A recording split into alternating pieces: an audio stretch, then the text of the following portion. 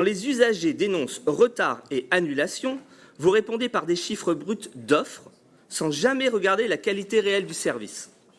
Cette qualité réelle du service, l'UFC Que Choisir le confirme. La qualité de service s'est dégradée depuis 2019. La hausse de l'offre aussi que vous brandissez n'est qu'un effet d'entraînement national, identifié par la Cour des comptes et pas du tout le fruit de votre stratégie. Nos aéroports, nos chers aéroports, sont au point mort, comme le constate le rapport de la Chambre régionale des comptes, qui pointe encore un manque de stratégie adaptée. Le fluvial reste sous-mobilisé.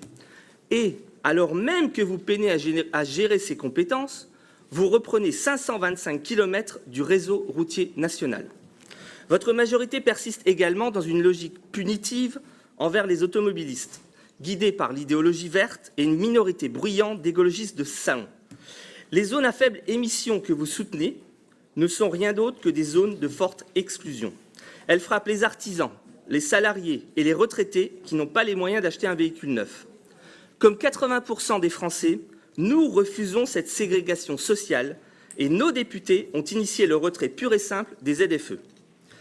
Mêmes approximations pour le Serme lorrain. Ce projet est sous-dimensionné.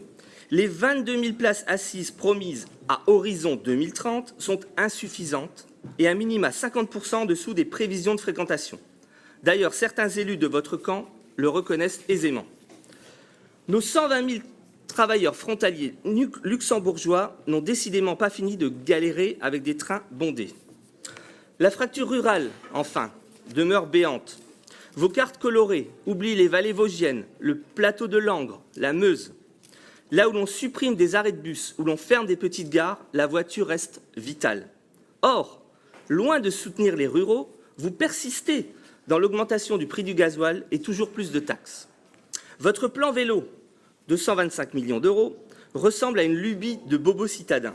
Croire que l'on remplacera la voiture d'un agriculteur ou d'un infirmier libéral par un VAE relève du déni de réalité.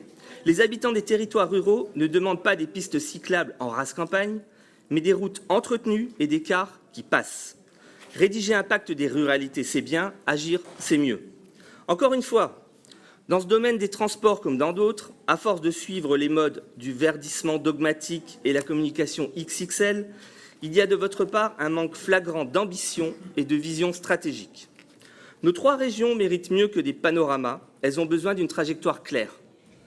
C'est l'alternative que nous portons au Rassemblement national, celle du bon sens.